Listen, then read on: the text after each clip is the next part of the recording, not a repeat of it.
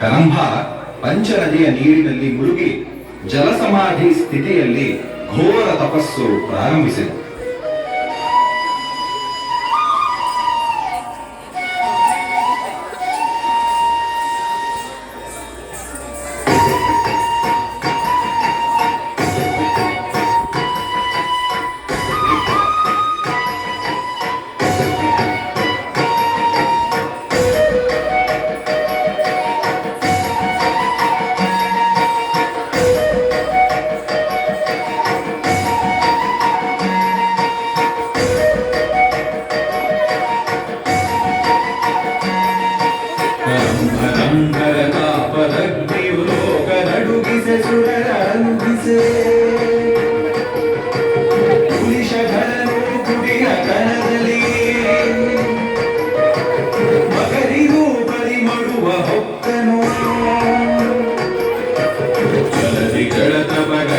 ಅಸುರನ ಕಲ್ಕಟದಿ ಕಣಿಗೆ ಕದನ ಮೊಳೆಯಿತು, ಸಮಾಸಮದ ವರಸೆ ಬೆಳೆದು ಜಾಲಮಯ ಇಂದನ ಕುಮತಿಗೆ ಮೃತ್ಯುಕೂಪಗೆ ಬಿದ್ದನೋ.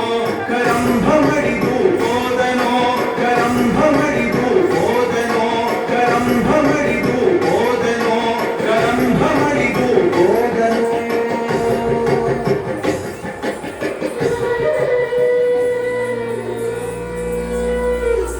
ಅನುಜನ ಅಸುಹಾರಿ ಪೋಗೆ ಅಗ್ನಿಗಾಹುತಿ ಆಗುವೆನೆನುತ ಶಿರವ ತರಿದೋ ಶವವಾಗುವೆನೆಂದೋ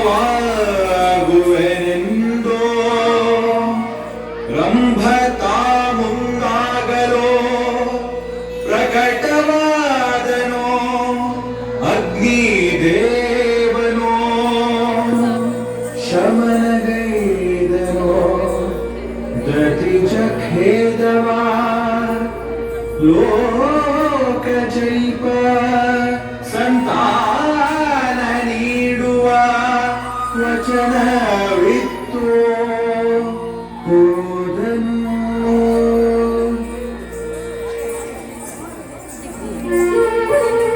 ಅತಿ ಕಾಮಿಯಾಗಿದ್ದ ರಂಭ ಅದು ಯಕ್ಷಕೂಟದಲ್ಲಿದ್ದ ಸಮಯ.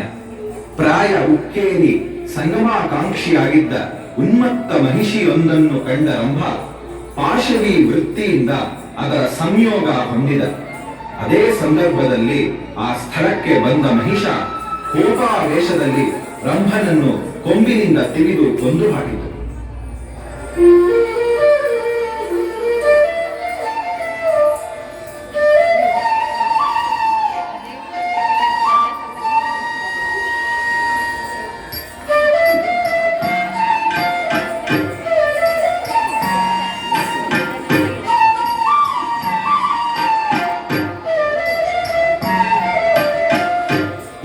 ಯಕ್ಷಕೂಟವು ಚಿದಾಗ್ನಿಯ ನಿರ್ಮಿಸಿ ಬ್ರಹ್ಮಗೆ ಅಗ್ನಿಯ ಸ್ಪರ್ಶಿಸಲು ಮಹಿಷಿಯು ಆ ಕ್ಷಣ ಚಿತೆಯೊಳು ಹಾರಿ ತನ್ನರಿಹೇ ತೋರಿದಳು.